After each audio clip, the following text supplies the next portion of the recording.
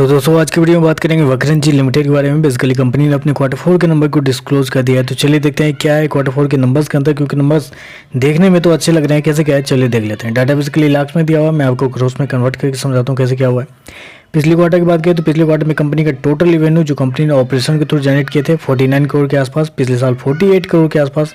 अभी देखें तो कंपनी का रेवेन्यू बढ़ के 51 करोड़ के आसपास आ चुका है। तो साल दर साल देखें तो साल दर साल कंपनी के रेवेन्यू के अंदर एक अच्छी खासी तेजी आपको देखने को मिली, अप्रोक्सीमेटली 6% के आसपास की तेजी है। वहीं अगर क्वार्टर जाते हैं तो क्वार्टर कंपनी के रेवेन्यू के अंदर 4% के आसपास की तेजी है। तो 4 और 6% के आसपास की तेजी कंपनी के रेवेन्यू के अंदर देखने को मिली है साल दर साल और क्वार्टर दोनों।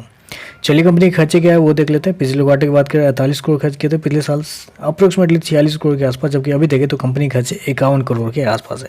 तो यहाँ पे कंपनी ने थोड़ा सा प्रॉब्लम क्रिएट कर दिया है कि कंपनी के जो खर्चे हैं वो इस क्वार्टर में बहुत ज़्यादा देखने को मिल रहे हैं पिछले साल और पिछले क्वार्टर के कंपेयर में।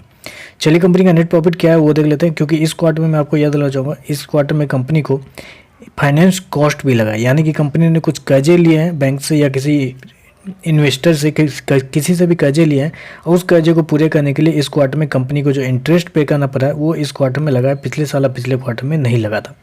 चलिए कंपनी का नेट प्रॉफिट क्या निकल आता है वो देख लेते हैं। पिछले क्वार्टर में अप्रोक्सीमेटली बोल सकते हैं कि 12 लाख का प्रॉफिट था, पिछले साल 2.2 करोड़ का प्रॉफिट था। अभी देखें तो कंपनी का प्रॉफिट 68 लाख के आसपास है। तो क्वार्टर देखें तो क्वार्टर कंपनी का जो प्रॉफिट है वो आपको बढ़ता हुआ देखने को मिला है। क्यों बढ़ता हुआ देखने को मिला है, इसके पीछे एक और रीज़न है। दूसरा रीज़न ये है कि इस क्वार्टर में कंपनी को टैक्स के रूप में कुछ ज़्यादा फायदे हुए हैं। यानी कि इस क्वार्टर में कंपनी को टैक्स के रूप में फ़ायदे हुए हैं, जबकि पिछले क्वार्टर में पिछले साल कंपनी को कुछ टैक्स के रूप में लॉस लगे थे।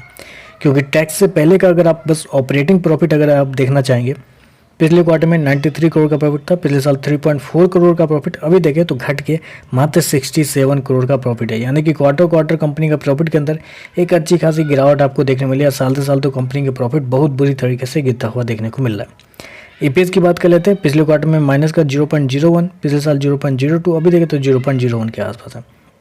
तो ओवरऑल देखें तो मेरे हिसाब से ये जो नंबर इस क्वार्टर में कंपनी दिए थोड़े से कमजोर देखने को मिल रहे हैं। वैसे भी शेयर पिछले कई दिनों से लगातार गिर रहा था, कुछ ऑपरेटिव की वजह से फिर नीचे के लेवल से उठाया गया शेयर को, लेकिन मेरे हिसाब से नंबर थोड़े से कमजोर है। क्योंकि कंपनी ने रेवेन्यू तो ठीक दिया है, 4-5% के आसपास की तेजी है क्वार्टर साल से साल दोनों। लेकिन अगर आप तेजी करते हैं रेवेन्यू के अंदर, फिर भी अगर आप अपने प्रॉफिट को नहीं बचा पा रहे हैं, अपने प्रॉफिट को और गिरा रहे हैं, तो मेरे हिसाब से ये मार्केट के लिए थोड़ा सा नेगेटिव है। तो बस आज के लिए बस इतना ही। वीडियो पसंद आए तो लाइक कीजिएगा, साथ में साथ चैनल को सब्सक्राइब जरूर कीजिएगा। धन्यवाद।